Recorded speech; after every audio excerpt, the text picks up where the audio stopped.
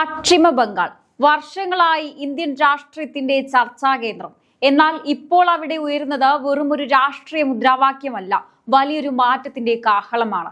ദീദിക്കിനി യാത്ര പറയാൻ സമയമായി.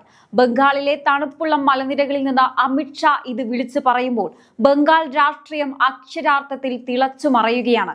എന്താണ് അമിത്ഷായുടെ ഈ ആത്മവിശ്വാസത്തിന് പിന്നിൽ? മമതയുടെ കോട്ടകളിൽ വിള്ളൽ വീഴ്ത്താൻ BJP തയ്യാറാക്കിയ മാസ്റ്റർ പ്ലാൻ എന്താണ്? നമുക്ക് പരിശോധിക്കാം. ബംഗാൾ രാഷ്ട്രീയത്തിൽ വടക്കൻ ബംഗാളിന് വലിയ പ്രാധാന്യമുണ്ട്. അവിടെയുള്ള ഗൂർഖാ ജനതയെ കൂടെ നിർത്താൻ അമിത്ഷാ പുറത്തെടുത്തത് തന്റെ വജ്രായുധമാണ്. വർഷങ്ങളായി പരിഹരിക്കപ്പെടാത്ത ഗൂർഖാ പ്രശ്നങ്ങൾക്ക് 6 മാസത്തിനുള്ളിൽ പരിഹാരം കാണും. ഇതൊരു ചെറിയ പ്രഖ്യാപനമല്ല.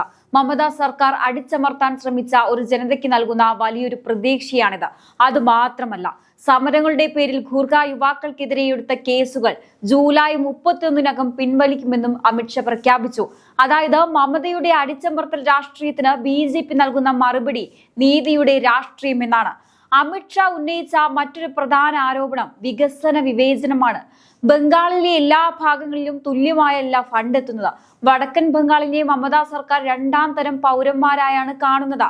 കേന്ദ്ര സർക്കാർ അയക്കുന്ന ആയിരക്കണക്കിന് രൂപ എങ്ങോട്ട് പോകുന്നു? അമിത്ഷായുടെ ഉത്തരം ലളിതമാണ്: തൃണമൂൽ നേതാക്കളുടെ പോക്കറ്റിലേക്ക്. കേന്ദ്രത്തിന്റെ PM കിസാൻ സമ്മാൻ നിധി പോലുള്ള പദ്ധതികൾ പോലും മമത തടഞ്ഞു വെക്കുകയാണ്. എന്തിനു വേണ്ടി? നരേന്ദ്രമോദിക്ക് ജനപ്രീതി കൂടുമെന്ന പേടിയിൽ. സ്വന്തം രാഷ്ട്രീയ ലാഭത്തിനു വേണ്ടി ബംഗാളിലെ കർഷകരെ ദ്രോഹിക്കുന്ന മമതയുടെ ശൈലിയാണ് അമിത്ഷാ ഇവിടെ തുറന്നു കാണിച്ചത്. മമതാ സർക്കാരിനെ ഏറ്റവും കൂടുതൽ പ്രതിരോധത്തിലാക്കിയ ഒന്നാണ് സന്ദേശ് ഗാലിയിലെ സംഭവങ്ങൾ. ഒരു വനിതാ മുഖ്യമന്ത്രി ഭരിക്കുമ്പോഴും സ്ത്രീകൾക്ക് പുറത്തിറങ്ങാൻ പേടിയുള്ള നാടായി ബംഗാൾ മാറി. ഗുണ്ടകളുടെ സംരക്ഷകനായി സർക്കാർ മാറുന്നു എന്ന അമിത്ഷായുടെ ആരോപണം ബംഗാളിലെ സ്ത്രീ വോട്ടർമാരെ ചിന്തിപ്പിക്കും. സന്ദേശ് ഗാലിയിലെ സഹോദരിമാരുടെ കണ്ണീരിന് മമത മറുപടി പറയേണ്ടി വരുമെന്ന് അമിത്ഷാ പറയുമ്പോൾ അത് കേവലം വൈകാരികമല്ല, മറിച്ച് മമതയുടെ സ്ത്രീ വോട്ട് ബാങ്കിൽ വലിയൊരു വിള്ളൽ വീഴ്ത്താനുള്ള രാഷ്ട്രീയ നീക്കം കൂടിയാണ്. ബംഗാൾ ഒരു കാലത്ത് ഇന്ത്യയുടെ വ്യവസായ തലസ്ഥാനമായിരുന്നു. എന്നാൽ ഇന്നോ യുവാക്കൾ ജോലി തേടി കേരളത്തിലേക്കും മറ്റും പലായനം ചെയ്യുകയാണ്. എന്തുകൊണ്ട് ബംഗാളിൽ പുതിയ ഫാക്ടറികൾ വരുന്നില്ല? അഴിമതിയും സിൻഡിക്കേറ്റ് രാജ്യം കാരണം നിക്ഷേപകർ ബംഗാളിലേക്ക് വരാൻ പേടിക്കുകയാണ്.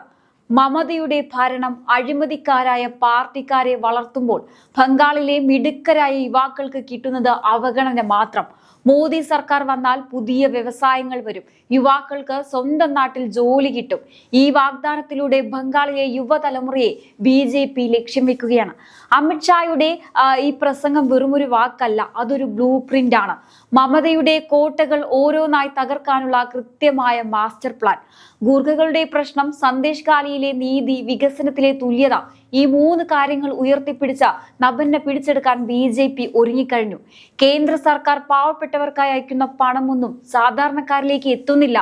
അത് മമതയുടെ പാർട്ടിക്കാരുടെ പോക്കറ്റിലേക്കാണ് പോകുന്നത്. സൗജന്യ അരിയും വീടുമൊക്കെ മോദി കൊടുക്കുമ്പോൾ അതിന്റെ ക്രെഡിറ്റ് അടിച്ചു മാറ്റാനാണ് മമത ശ്രമിക്കുന്നത്. ഇനി ഈ കള്ളക്കളി നടക്കില്ല. അമിത്ഷാ വന്നിരിക്കുന്നത് ഒരു വലിയ പ്ലാനുമായിട്ടാണ്. മമതയുടെ ഭരണവും അഴിമതിയും ആക്രമണവും നിറഞ്ഞതാണെന്ന് ജനങ്ങളെ ബോധ്യപ്പെടുത്താൻ അദ്ദേഹത്തിന് കഴിഞ്ഞിട്ടുണ്ട്. ഗൂർഖകൾക്ക് നൽകിയ ഉറപ്പും സ്ത്രീ സുരക്ഷയെക്കുറിച്ചുള്ള വാക്കുകളും ബംഗാളിൽ വലിയ മാറ്റമുണ്ടാക്കും. മമതയെ പുകച്ച് പുറത്തു ചാടിക്കുമെന്ന അമിത്ഷായുടെ വെല്ലുവിളി വെറുതെയല്ല. അമിത്ഷാ ചോദിക്കുന്ന പ്രധാന ചോദ്യം ഇതാണ്: ഇത്രയും കാലം ഭരിച്ചിട്ടും ബംഗാളിലെ സാധാരണക്കാർക്ക് വേണ്ടി മമത എന്ത് ചെയ്തു? കേന്ദ്ര സർക്കാർ പാവപ്പെട്ടവർക്കായി ഒരുപാട് പദ്ധതികൾ കൊണ്ടുവരുന്നുണ്ട്. എല്ലാവർക്കും വീട്, കുടിവെള്ളം, സൗജന്യ റേഷൻ, ഇങ്ങനെ നീളുന്നു ആ പട്ടിക. പക്ഷേ ബംഗാളിൽ ഈ ആനുകൂല്യങ്ങളൊന്നും അർഹരായവരിലേക്ക് എത്തുന്നില്ല. കേന്ദ്രത്തിൽ നിന്ന് മോദി അയക്കുന്ന പണം മമതയുടെ പാർട്ടിക്കാർ അടിച്ചു മാറ്റുകയാണ്.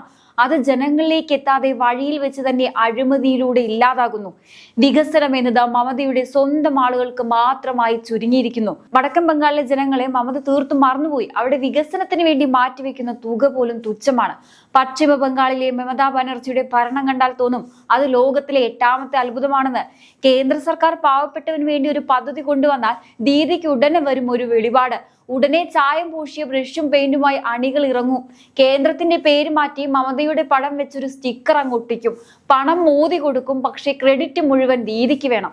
ഇതിനെയാണ് അമിത്ഷാ കഴിഞ്ഞ ദിവസം പച്ചയായി തുറന്നു പറഞ്ഞത്. കേന്ദ്രം നൽകുന്ന പദ്ധതികൾ ബംഗാളിലെ കർഷകരിലേക്കും പാവപ്പെട്ടവരിലേക്കും എത്താതിരിക്കാൻ മമത കാണിക്കുന്ന ഒരു പിടിവാശിയുണ്ടല്ലോ, അത് ശരിക്കും ജനങ്ങളോടുള്ള വെല്ലുവിളി തന്നെയാണ്.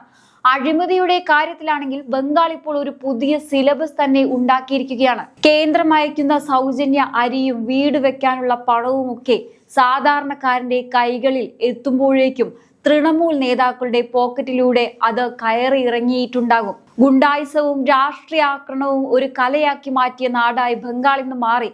സന്ദേശ് ഖാലിയിൽ സഹോദരിമാർ കരഞ്ഞുകൊണ്ട് നീതിക്ക് വേണ്ടി തെരുവിലിറങ്ങിയപ്പോൾ അവരെ ആശ്വസിപ്പിക്കുന്നതിന് പകരം സ്വന്തം പാർട്ടിക്കാരെ സംരക്ഷിക്കാൻ മമത കാണിച്ച ആവേശം ഇന്ത്യക്കാർ കണ്ടതാണ്. വികസനത്തിന്റെ കാര്യത്തിൽ ദീദിക്കൊരു പ്രത്യേകതരം കണക്ക് പുസ്തകമാണുള്ളത്. വടക്കൻ ബംഗാളിനെയും മലനിരകളെയും ജനങ്ങളെ രണ്ടാം തരം പൗരന്മാരായി കണ്ട് അവരെ അവഗണിക്കുക എന്നത് ദീദിയുടെ ഒരു വിനോദമായി മാറിയിരിക്കുകയാണ്. ജനങ്ങളെ വെറും വോട്ട് ബാങ്ക് മാത്രമായി കണ്ട മമതയുടെ രാഷ്ട്രീയ കളി ഇനി അധികകാലം നടക്കില്ല. സ്വന്തം നാട്ടിലെ മിടുക്കരായ യുവാക്കൾക്ക് തൊഴിൽ നൽകുന്നതിന് പകരം അവരെ അന്യ സംസ്ഥാനങ്ങളിലേക്ക് പണിക്ക് വിടുന്ന ഈ ഭരണരീതി ഇനി ജനങ്ങൾ സഹിക്കില്ല. ദീദിക്ക് ടാറ്റ പറയാൻ സമയമായെന്ന് അമിത്ഷാ പറയുന്നത് വെറുതെയല്ല, മറിച്ച് മമതയുടെ ഈ കപട നാടകങ്ങളുടെ അന്ത്യം അടുത്തിരിക്കുന്നു എന്ന ഉറച്ച വിശ്വാസം കൊണ്ടാണ്. പുകയുന്ന ഭരണത്തിന് ഇനി അധികം ആയുസില്ലെന്ന് ചുരുക്കം. അപ്പോൾ സുഹൃത്തുക്കളെ, ഇത്രയും നേരമായി നമ്മൾ ചർച്ച ചെയ്ത കാര്യങ്ങളിൽ നിന്ന് ഒന്ന് വ്യക്തമാണ്. പശ്ചിമ ബംഗാളിൽ ഇപ്പോൾ നടക്കുന്നത് കേവലം ഒരു അധികാര കൈമാറ്റത്തിനുള്ള പോരാട്ടമല്ല.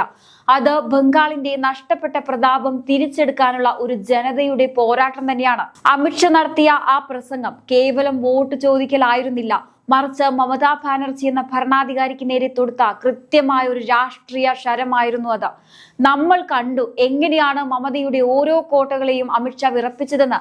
അദ്ദേഹം മുന്നോട്ട് വെച്ച ഓരോ വാഗ്ദാനവും അതൊരു 6 മാസത്തെ സമയപരിധിക്കുള്ളിൽ ഖൂർഗ പ്രശ്നം പരിഹരിക്കുന്നതാവട്ടെ, അല്ലെങ്കിൽ ജൂലൈ 31-നകം കേസുകൾ പിൻവലിക്കുന്നതാകട്ടെ, അതെല്ലാം കൃത്യമായ പ്ലാനിങ്ങിന്റെ ഭാഗമാണ്. മമതയുടെ ഭരണത്തിൽ നീതി കിട്ടില്ലെന്ന് ഉറപ്പായ ജനങ്ങൾക്ക് മുന്നിൽ നീതിയുടെ പുതിയ വഴി കാണിച്ചു കൊടുക്കുകയാണ് BJP അവിടെ ചെയ്തത്. ഇനി ഇവിടെ ഒരു കാര്യം നമ്മൾ ചിന്തിക്കണം. ബംഗാൾ എന്ന സംസ്ഥാനം ഇന്ത്യയുടെ സാംസ്കാരിക തലസ്ഥാനമായിരുന്നു. അവിടെ ഇന്ന് ആക്രമണവും അഴിമതിയും വാർത്തകളിൽ നിറയുമ്പോൾ അതിനൊരു മാറ്റം വരണമെന്ന് സാധാരണക്കാരൻ ആഗ്രഹിക്കുന്നുണ്ട്. അമിത്ഷായുടെ വാക്കുകൾക്ക് ആ സാധാരണക്കാരൻ നൽകുന്ന പിന്തുണയുമാണ് ഇപ്പോൾ മമതയെയും തൃണമൂലിനെയും ഒരേപോലെ ഭയപ്പെടുത്തുന്നത്. കേന്ദ്രത്തിന്റെ ശക്തമായ പിന്തുണയും നരേന്ദ്രമോദിയുടെ വികസന മോഡലും ബംഗാളിലേക്ക് വരുമ്പോൾ അത് തടയാൻ മമതയ്ക്ക് എത്രത്തോളം സാധിക്കും? ദീദിക്ക് ടാറ്റ പറയാൻ സമയമായി എന്ന ഷായുടെ വെല്ലുവിളി വരും മാസങ്ങളിൽ യാഥാർത്ഥ്യമാകുമോ?